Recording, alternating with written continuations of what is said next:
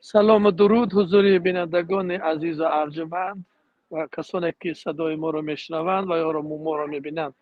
من پیش از همه تشکر میکنم از برادران و دوستان آلمانی که چنین یک همایشی رو برگزار کردم. امروز مقصد از جمع شدن این مردم، چه از مردم شهروندان کشور آلمان و دیگر دوستانی که در اینجا جمع آمدن، اینا امروز از حکومت آلمان طلب کرده ایستادند که عبدالله شمسیدین که 10 روز قبل از این کشور به تاجیکستان استرداد شد و تا امروز از عبدالله هیچ خبری نیست و مقامات های قدرتی تاجیکستان هم امروز اینا چیزی نمیگویند که عبدالله در بازداشتگاه است، نمیدونم در بازداشتگاه وزارت امور داخله است و یا کمیته دولتی امنیت ملی است و یا آزاد است، چیزی نمیگویند. خب مردم امروز طلب دارن در اینجا، خانواده عبدالله و همه ما مردم امروز از مقامات های آلمان طلب میکنیم و این حق رو هم داریم که باید که اینها عبدالله را استرداد کردن.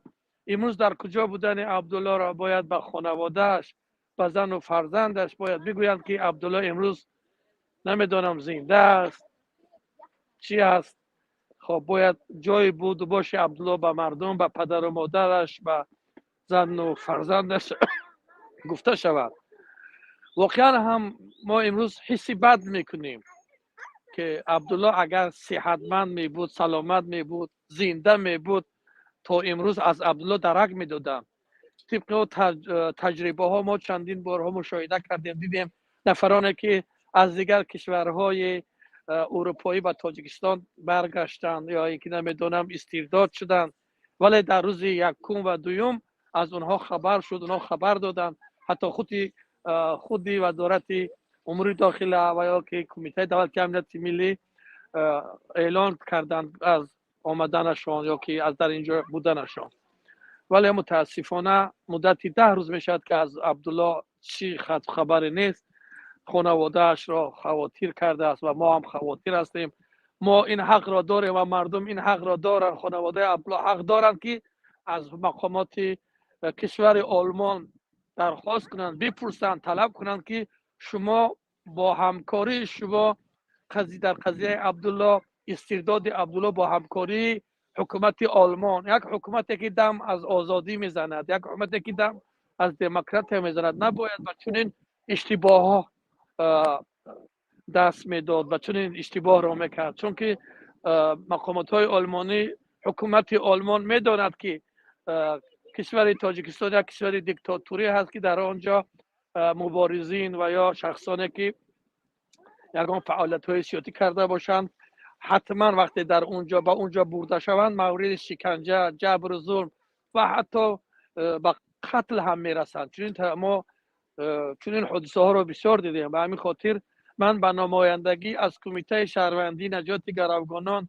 و زندانیان سیاسی تاجیکستان امروز از مقامات های آلمانی درخواست میکنیم. ما این درخواست را کردیم، نامه زدیم و بار دیگر میگه وقتی که یک نفر، یک مهاجر و یک نفری که از کشور مهاجر سیاسی است نباید مورد چنین در چنین حالت قرار بگیرد، استرداد بشود. به خاطر اگر عبدالله هست یا کسی دیگر اگر یگان بگیم جنایت کرده باشد در حکومت آلمان، باید خودی اینا را مجازات کنند. چون که اونا در طلب پناهندگی بود، زن دارد، 2 تا فرزند دارد. ما در اینجا شاهد مادرش هست، زنش هست. اینا همیشه دم از آن میزنند که باید که عائله ها وصل شوند، نه فصل. ولی امروز ما میبینیم که مقامات های آلمانی یک جرم رو میدونم، اینا جرم میگیم، جنایت میگیم، مرتکب یک جرم شدن که هیچ این دیگر نمیدونم واقعا هم دیگر یک خطرناک است. بارگر مطلع میکنیم از همه و از مقامات های تاجیکستان همچنین که جای بود باشه عبدالله اعلان شود، زنده است، در زندان است، نمیدونم، باید اعلان شود. تشکر ازم.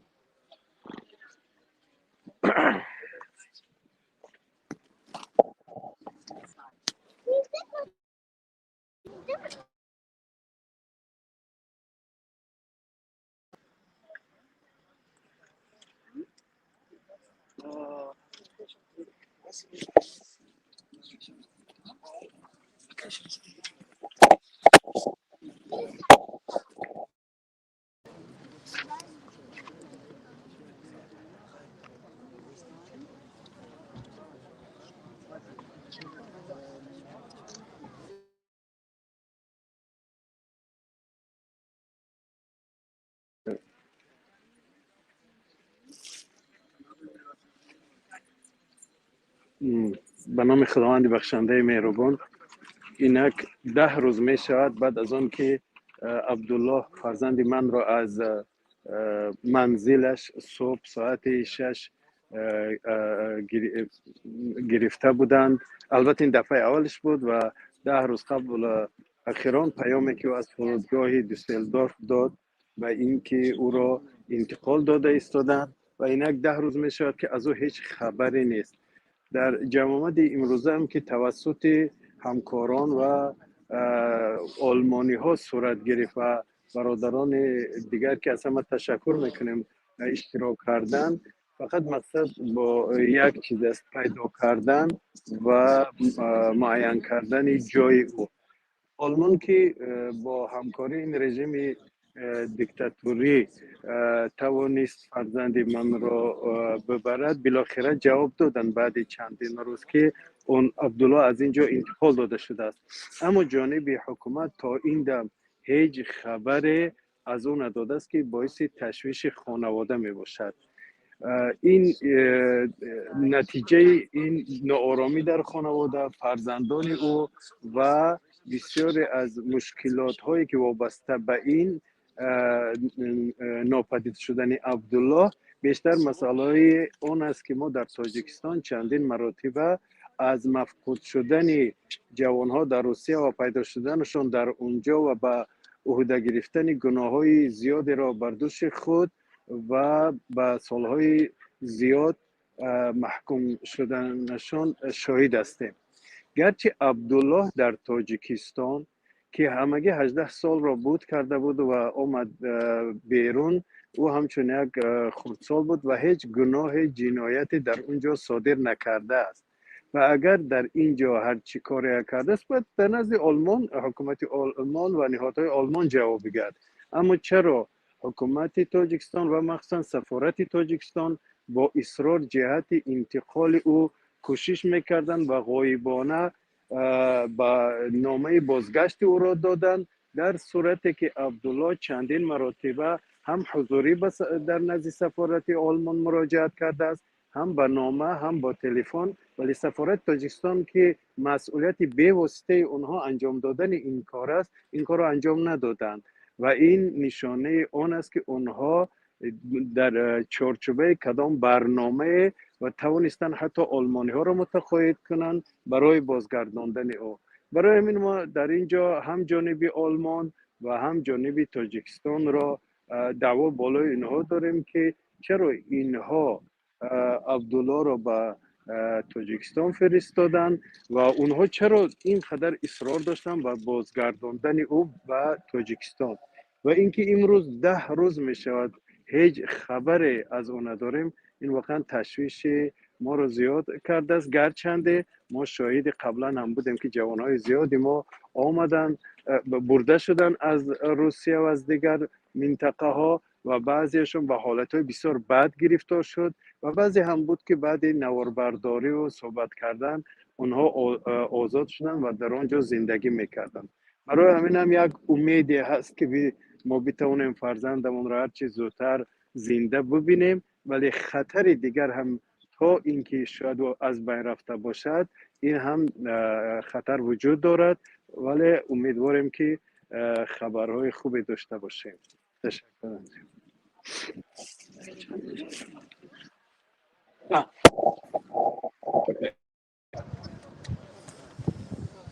دوستان گرامی، حوض ما قرار داریم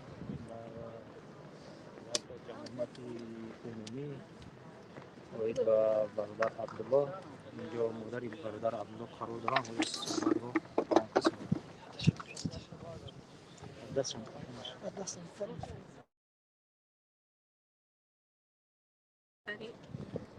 عبدالله شمسیدی از همه سازمان های بین الملل و از همه سازمان های ژورنالیستان و از دولت و از حکومت و دولت تاجیکستان طلب دارم که در قضیه پسری بی‌طرف نباشم. التماس میکنم که پسری من الان 10 روز میشود که ما از یگام خبری نداریم. التماس از پسر یگام خبری به ما بده. من مادر مریضش هستم، آمدم که به کل جهان بفهمانم که پسر من جستجو دارم.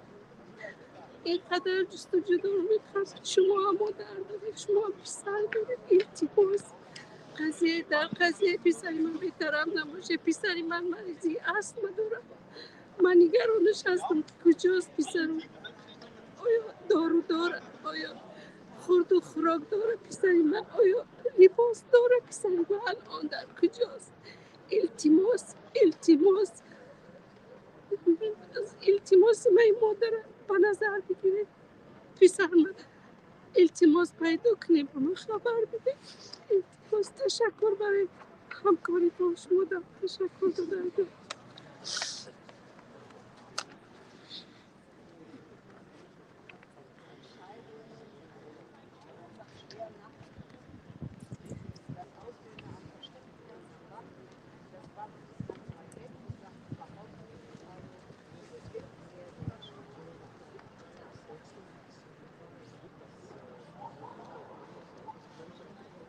Akai Uji.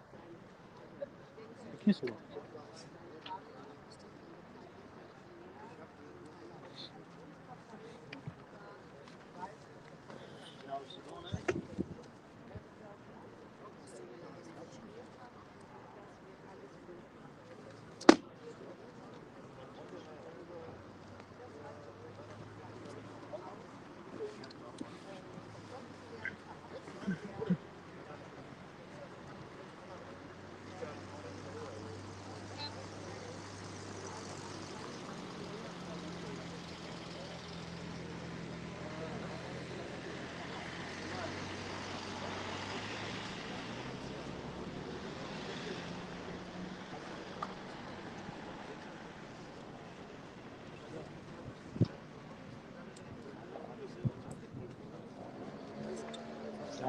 Jana. Şarafıdin. Şarafıdin.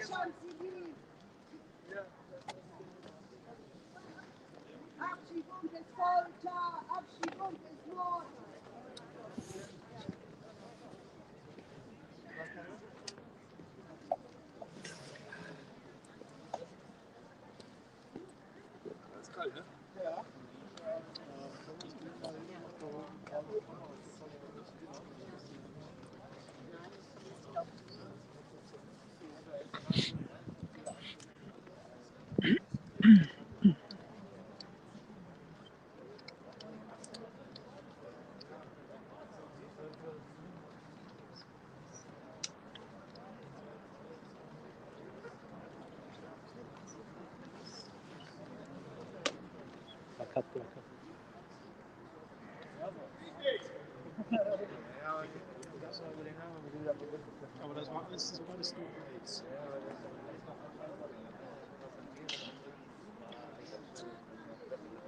Okay.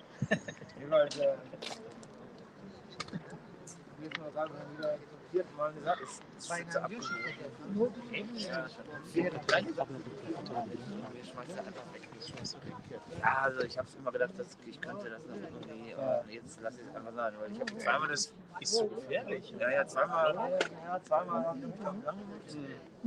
Aber wir zittern trotzdem meistens nichts. Ja. Und einmal, Okay. zweimal ist mir nichts, aber das heißt, ich bin dann immer irgendwie auf dem Weg nach Hause.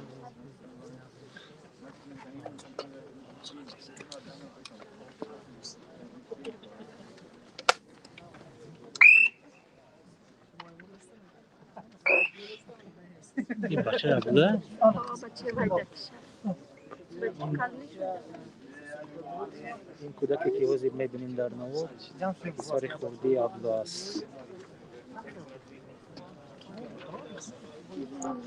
بسم الله الرحمن الرحیم. برادرها که جمع شد از همه برادرها خواهش میکنیم جمع شوند کمتر یا پیشتر بشین یا تا پیشتر بشین تا کار شوند اگر فرض پیشتر که اونجا جالا بشین برادرها بیایید.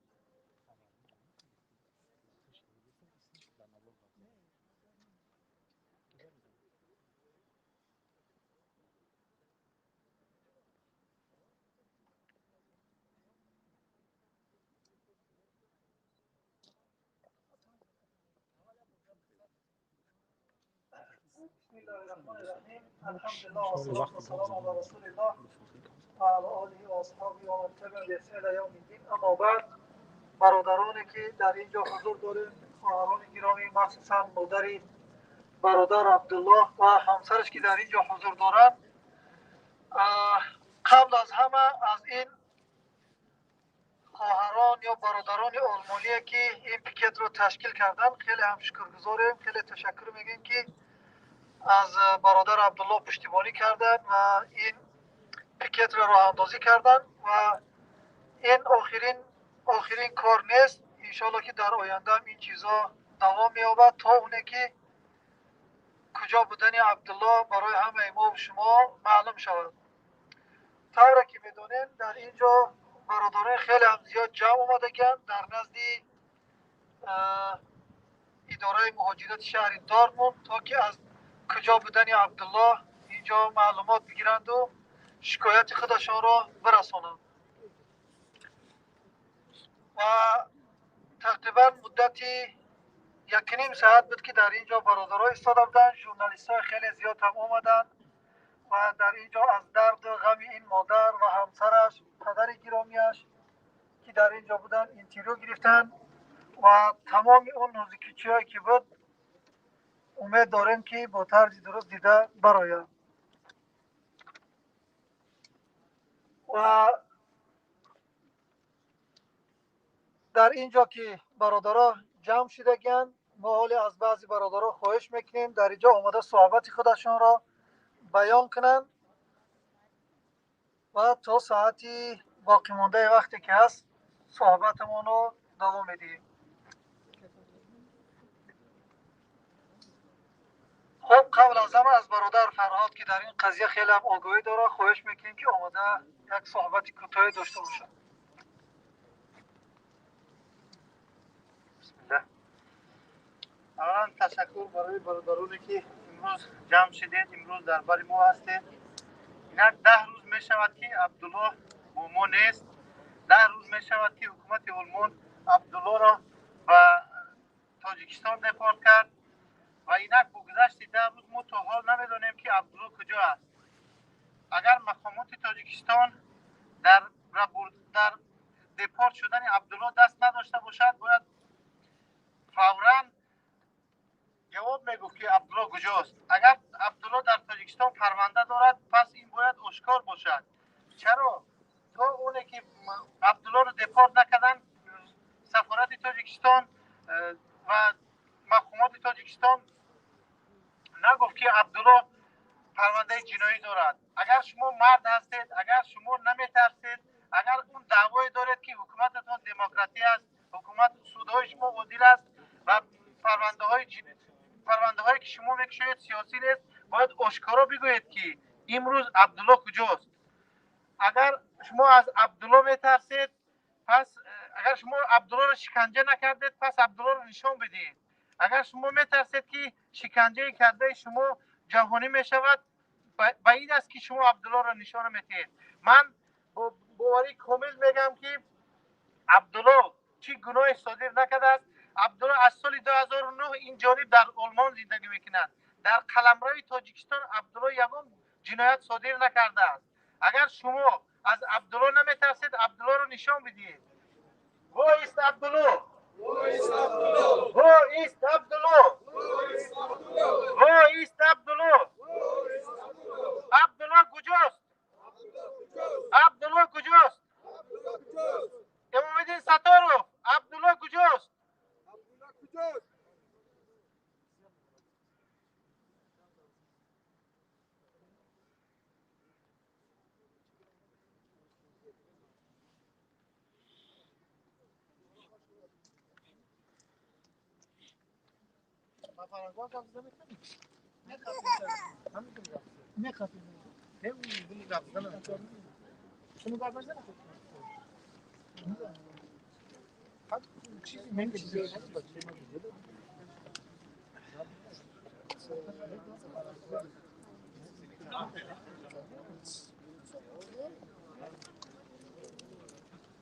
من مادر عبدالله از همه سازمان ها، از همه ژورنالیست ها، از همه کارگرای پلیس و کارگرای پلیس آلمان، کارگرای پلیس تاجیکستان خواهش میکنم پسر ما پیدا کنین، بگین در کجای پسری ما کجا ده.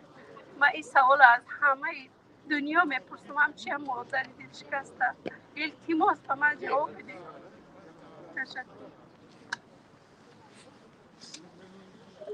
وایست عبدالله، وایست عبدالله.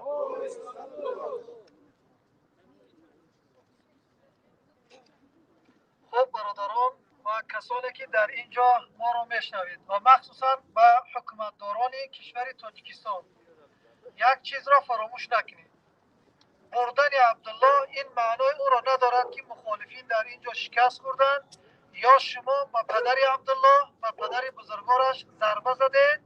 این را هیچگاه فکر نکنید و ما امید داریم که این کاری که شما انجام داده اید و دو فرزند عبدالله رو، دو فرزند نوزادند که هر روز پدر گفته گریان میکنند، حتما دانسته باشید که اشک چشمان این کودکان انشالله که شما را از سر قدرتتان نیست میکنند.